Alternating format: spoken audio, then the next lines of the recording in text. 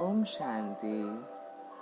आज हम देखेंगे एक्सप्लोरिंग स्पिरिचुअलिटी का यूनिट 5 जो है सेल्फ एम्पावरमेंट।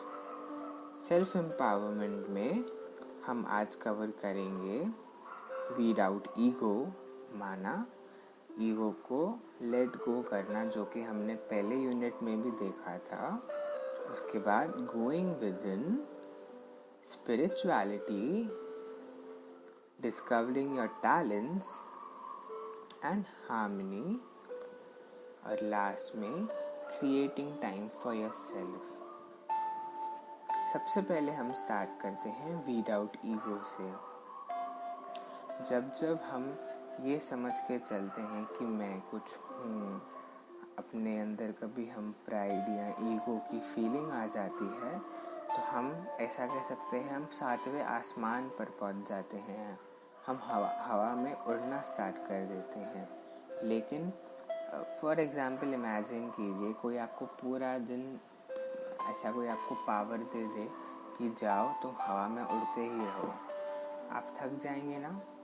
तो वैसे ही अगर हम अपने मन, हमारे बुद्धि को पूरी देर इस ईगो, सेल्फ प्राइड की फीलिंग्स में ही रखेंगे तो वो थक जाती है। और जब हम इस ईगो से फ्री हो जाते हैं तो एकदम हल्केपन की फीलिंग आ जाती है, और उस फीलिंग से जो आप नॉलेज गेन करेंगे वो बहुत ज़्यादा होगा, और आपको उस नॉलेज को और उस हल्केपन को एंजॉय करने में भी बहुत मज़ा आएगा। नेक्स्ट हम देखेंगे going with in. Going with in मतलब क्या? गोइंग विद इन मतलब अंदर देखना कि मेरे अंदर चल क्या रहा है, अपने थॉट्स को ऑब्जर्व करना, उनके पैटर्न्स को ऑब्जर्व करना कि मैं कब डिस्टर्ब हुआ, मैं कब शांत था, मैं कब खुश होता हूँ, मैं कब नाराज़ होता हूँ। तो इन बातों का हमें पता होना चाहिए। और पता कैसे चलता है? जब हम अंदर जाकर चेकिंग करते हैं कि मेरा मन डिस्टर्ब कब हो रहा है, मैं खुश कब रह रहा हूँ। आइए आगे देखते हैं। अगर सपोज़ आपको इस वर्ल्ड में सक्सेसफुल होना है, to be an outer winner, तो आपको इस वर्ल्ड की, सपोज़ आपको कोई एक पर्टिकुलर स्किल है, उसमें आपको सक्सेसफुल होना है, तो आपको वो स्किल, वो फील्ड का नॉलेज बहुत अच्छी तरह होना चाहिए। तो वैसे ही अगर आपको आउटर विनर बनना है तो आपको आपका आउटसाइड वर्ल्ड, आप जिस भी सेक्टर में, जिस भी इंडस्ट्री में है, उसको बहुत अच्छे से एक्सप्लोर करना है, जिससे आपको हर एक चीज़ का नॉलेज हो। और वैसे ही अगर आपको इनर विनर बनना है, अपना विनर बनना है, इनसाइड विनर बनना है, तो आपको अंदर जाना पड़ेगा। आपको अंदर जो कुछ है उसको एक्सप्लोर करना पड़ेगा। हमारे अंदर आप जब जाएंगे, अपने अंदर जब आप जाएंगे, आपको एक वर्ल्ड ऑफ हेवन कह सकते हैं, एक प्रेशियस वर्ल्ड कह सकते हैं, एक ब्यूटीफुल वर्ल्ड, एक वंडरफुल वर्ल्ड मिलेगा। तो हमें क्या करना है? हमें दोनों वर्ल्ड्स के बीच में एक बैलेंस मेंटेन करना है, आउटर वर्ल्ड और इनर वर्ल्ड। तो दोनों का बैलेंस, हमें आउटर विनर भी रहना है और इनर विनर भी रहना है। ऐसा नहीं कि सिर्फ आउटर विनर या सिर्फ इनर विनर, दोनों के बीच में एक प्रॉपर बैलेंस। अब देखेंगे spirituality to empower one's personality. हमारे अंदर 7 क्वालिटीज़ हैं। आइए हम वो 7 क्वालिटीज़ देखते हैं। Wisdom, love, power, happiness, purity, peace and bless. ये 7 क्वालिटीज़ इस सोल की ओरिजिनल क्वालिटीज़ हैं। लेकिन हमारे हैबिट्स, हमारे संस्कारों ने दूसरे क्वालिटीज़ यूज़ करने की वजह से ये क्वालिटीज़ अब नीचे दब गई है। जैसे आपके पास एक बुक शेल्फ है, जो बुक आप डेली पढ़ते हैं वो सबसे आगे रहता है, ओके, और जो बुक नहीं पढ़ा वो बहुत पीछे चला जाता है, उस पर धूल मिट्टी जम जाती है। तो आप ऐसा मान सकते हैं कि ये 7 क्वालिटीज़ वही बुक्स है। ये बुक सब पीछे चले गए हैं, इस पर धूल मिट्टी जम गई है।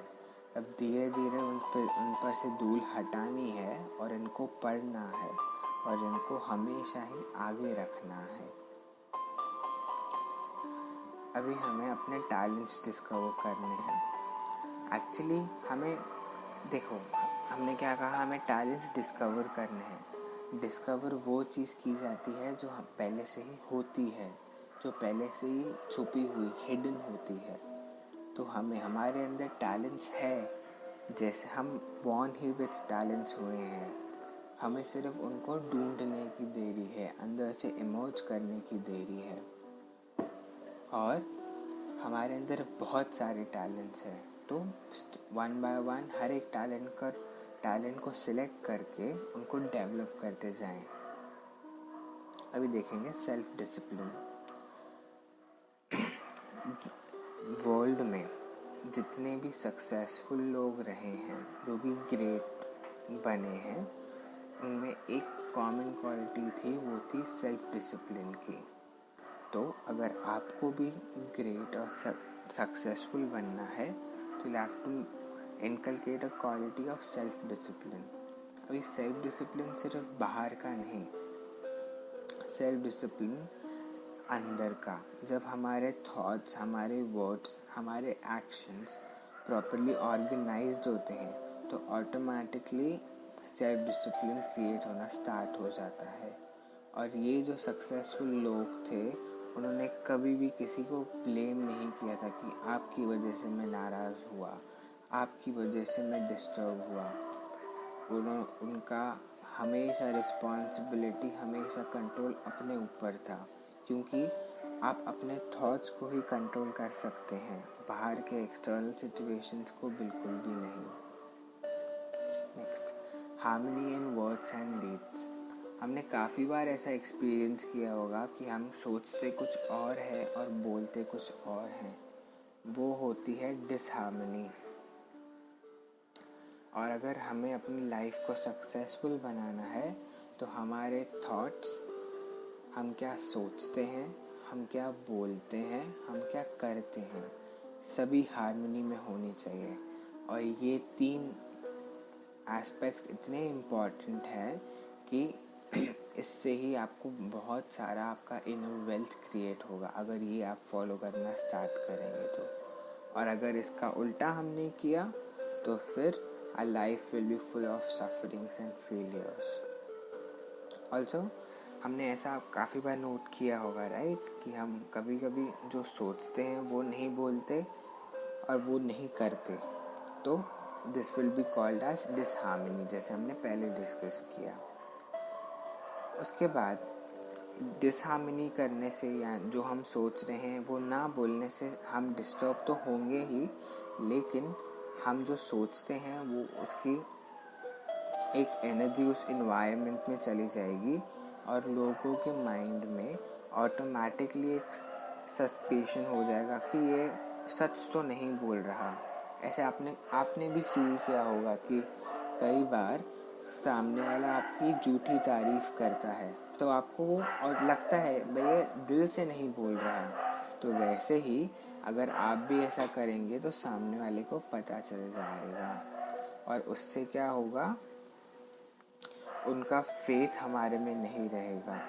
तो अगर आपको सबकी ब्लेसिंग, सबका कोऑपरेशन चाहिए, सबका फेथ चाहिए, तो आप जो सोचते हैं वही बोला करें।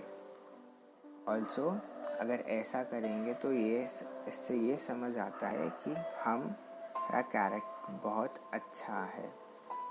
अच्छा, लास्ट हम देखेंगे creating time for self renewal. हम दूसरे लोगों के लिए टाइम तो क्रिएट करते हैं लेकिन अपने लिए नहीं करते, तो आज से हमें अपने लिए भी टाइम क्रिएट करना है, अपने साथ एक अपॉइंटमेंट रखनी है। अच्छा, ओम शांति।